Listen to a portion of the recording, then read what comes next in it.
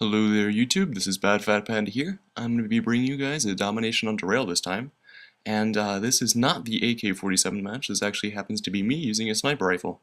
I thought I could give you guys a couple tips and tricks as far as class setup and weapons to use and such. So why don't I just get started. Here I'm going to be using the Barrett 50 caliber after some indecisiveness on my part. I'm using the FMJ attachment with it because, well, Modern Warfare 2 has a strange paradox as far as thermal scopes go. Normally, snow would actually appear black, and only heat would be made white. But that's in real life, and in Modern Warfare 2, snow is white, and thermal scopes are white, so it doesn't really work that well. You can sure use it to, if you see somebody camping in a building. That's the main use for a thermal scope as far as derail goes. So I am going to be using the FMJ attachment because there are a couple windows that I like to shoot out of.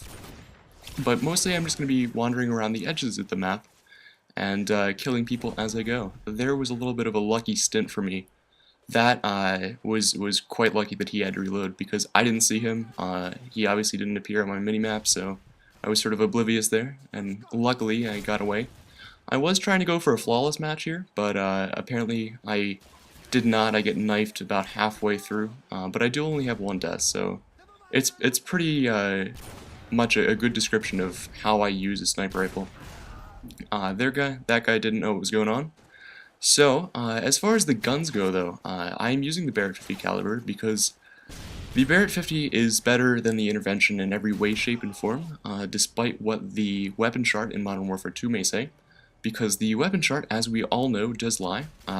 The fire rate is vastly superior. It has a larger ammo capacity, and the damage and the accuracy, despite what the weapon chart says, are both the same through various tests that people have done. And because of that, I use the Barrett. I actually prefer the Intervention like 8 times out of 10. But for this match, I just decided to use the Barrett because I was actually leveling it up. I had already got the thermal scope and everything for the Intervention. And this is a little bit late in my prestige, so I thought I would level up the Barrett, and I do like it a lot. I actually have Blue Tiger going for Red Tiger now. But I will prestige when I hit 70, so that will be lost soon. And as far as these windows go, in Modern Warfare 2 they added this dynamic lighting to the game. And I don't know if you're the kind of snipers that knife out all the windows before you go into a building and snipe. You can actually see them a lot better than they can see you, and that's something you can use to your advantage when you're sniping in an enclosed building. Here, I do not like to stay in this building long. I'm actually sort of pushing the boundaries of what I deem an okay amount of time to stay. There are only 2 entrances and 2 exits.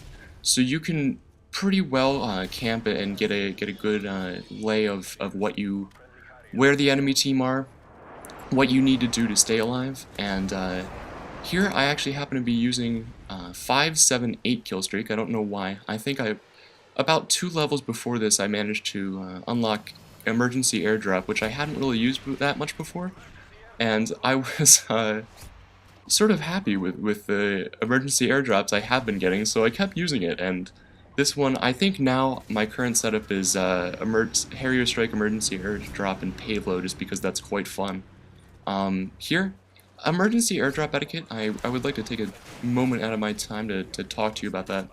As long as I do not have anything above a 5 kill streak, I'm going to go ahead and give it to them. If I have a counter UAV, if I have a UAV, if I have a ammo refill, then it's not of any use to me.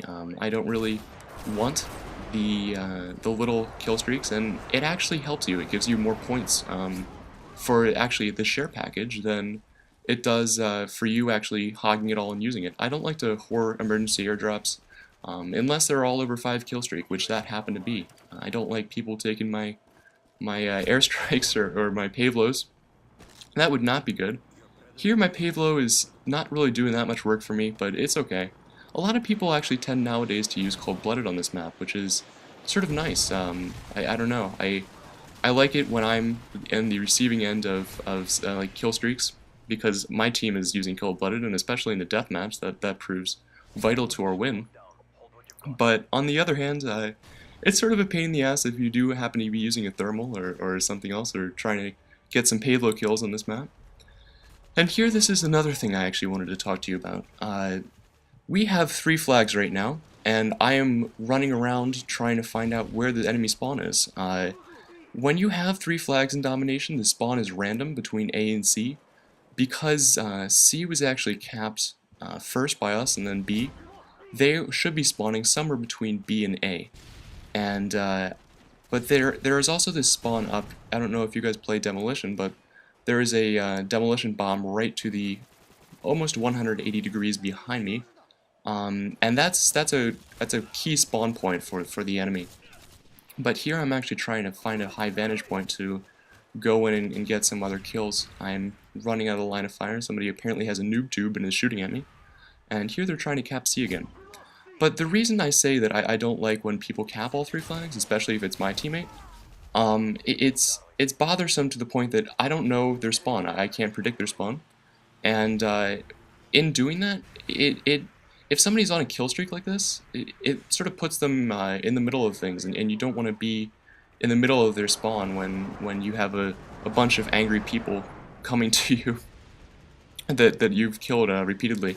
Sometimes, like if I have an assault rifle and a silencer, I'll be okay with that. I'll charge in the middle of their spawn and wait until it switches, but the goal of Domination is to have 2 flags. If you have a line setup, you want A and B, or C and B. If you have a triangular setup, you want A and C, and then you want to keep them pinned to one spawn point. And that's something that's sort of vital to the game of Domination, is spawn camping. It's not frowned upon. If you don't do it, you will certainly as hell receive it. So it's something that you should think about the next time you're playing a Domination match, and I have a feeling that many of you do. It's one of the more popular game types in the Modern Warfare 2 community. But back to the sniper part of this match, because that's what I want to get through to you guys. As far as the perks I'm using Sleight of Hand Pro, because I do, especially in free-for-all matches, I do quickscope if I use a sniper.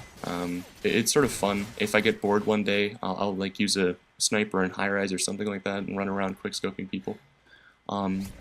The Pro addition to the Sleight of Hand perk is one of my favorite perks in the game. I enjoy the fact that they added it a lot, because quickscoping was a lot harder in Modern Warfare, the original. And it's also fun to, like, if you have a secondary, like with a shotgun like I do, to reload quite fast. I don't tend to use the secondary that much. I make my primary my secondary as well.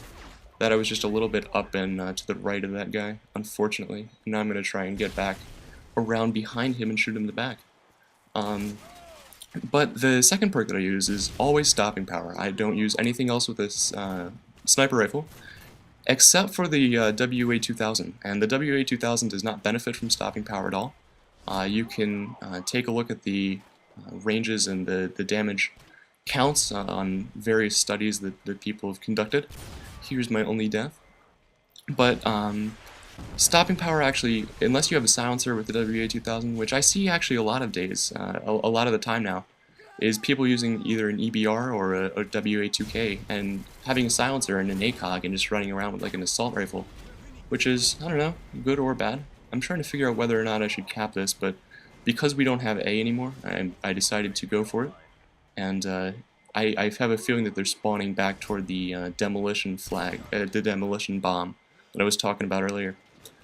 And for the last perk, the third perk, the yellow perk or green perk as it is, I'm using Steady Aim Pro, and the reason I'm using Steady Aim Pro is because on a map like this, I have 2 classes set up with my sniper rifle. I have one for Ninja Pro that I tend to use during free-for-all, and I have one with Steady Aim Pro, and when I'm hard scoping, or when I'm in those situations, either with my secondary or with my sniper rifle that I find the need to no-scope or just pull a fast one out, I do find that it helps a fair amount, especially with the addition of, with the Pro addition to the perk, you get Iron Lungs from COD 4, and you actually get to hold your breath a little bit longer, which is always nice. I enjoy that when I'm probably using a thermal, because I don't quickscope with a thermal, I tend to stay back, but once I get the ACOG thermal challenge, I tend to not use it that often. Sometimes it takes up a class of mine, sometimes it doesn't.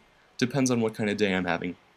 But I hope that you got a little bit of information about this. If you already knew all this, then hopefully you could find the gameplay interesting enough. Here I'm trying to get another kill streak built up before I leave. So as always, if you like this video, please feel free to comment, rate, and subscribe. Give me any suggestions for further matches. I read all your comments and would like some feedback, so have a nice weekend. I guess this will be uploaded on Thursday, so peace out.